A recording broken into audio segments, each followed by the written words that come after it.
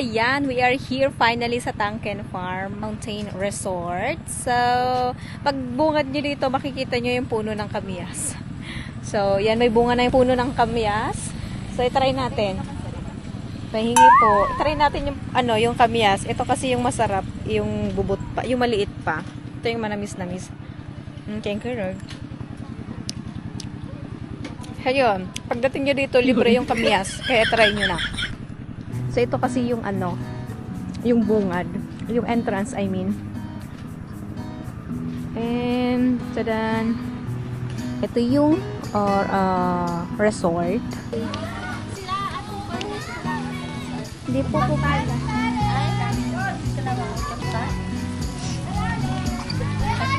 Ay, maliligo si Rona. So, dahil ito ay i-farm din, na hindi na siya swimming pool. So, meron ako rin nakitang garden dito. And pupuntahan natin. Pero bago tayo pupunta doon, kailangan natin dumaan sa hagdan pala yan. Ano mga ilang step? Kaya kung gusto niyo mag-enjoy, kung gusto niyo mag-swimming with family, and budget friendly, so, try nyo yung Tangken Farm.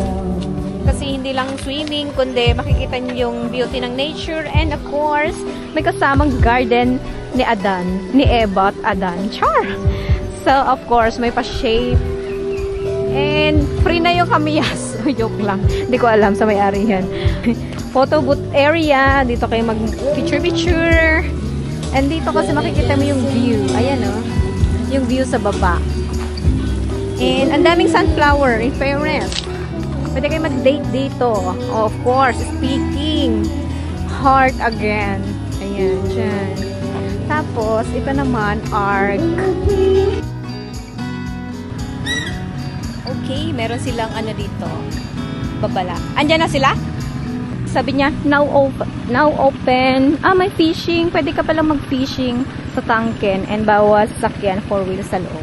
And pagbungad mo dito, wow, nag-uumapaw na tubig. Unlimited na tubig. And then ito siguro yung nila, fish pond, na kung saan pwedeng mag-fishing. So, ayan. And andito na nga pala sila. Okay, very peaceful. Very comfortable. Very, very, very. Char! Saan tayo ngayon?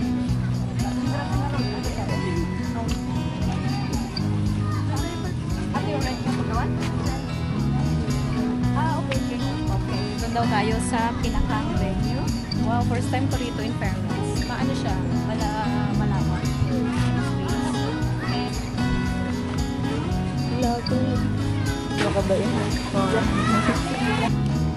Wow, naka-prepare ng pagkain. Pwede na tayong kumain? Sure.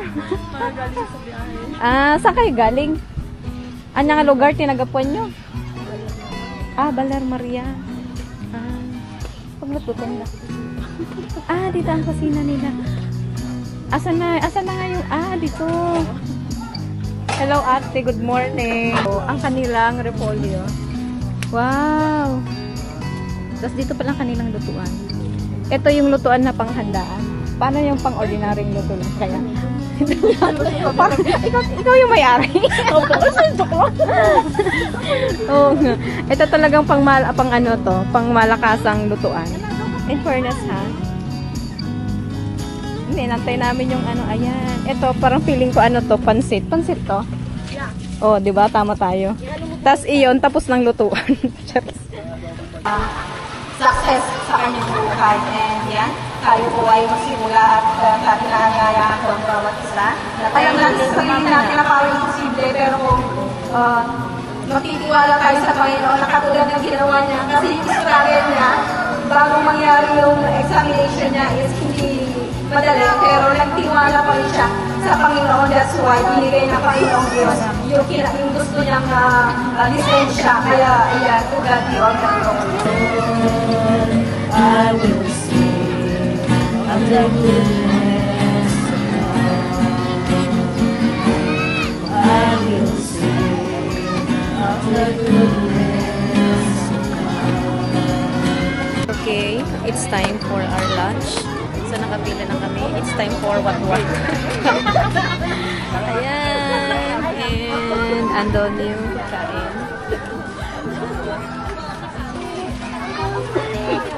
Ano yung pagkain natin?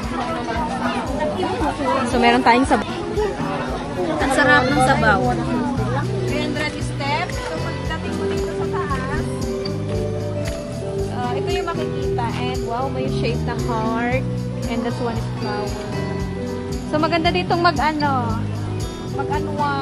mag-relax. Tapos, ang kagandahan, makikita mo yung bundok na minsan nagpapakita dyan si Tarzan. Kaso nga lang, ngayon, wala, nahiya si Tarzan. Inaantay ko nga eh. Uwi na lang siguro yung pwede pa. Char. So yan, ang dami ditong mga bulaklak. So ito isang garden. Yan, garden ni Eva. And, ayan, nakikita nyo dyan, talaga yung view. Tapos, mataas kasi to, area na to. And then, ito, tanaw mo talaga yung sa baba. And then naman yung fish pond, swimming pool na isa, and over there sa green na bubong, lagpas nun ay may swimming pool. So, dito. Tapos, alam nyo ba, ang daming isda, ang daming laman ng fish pond nila.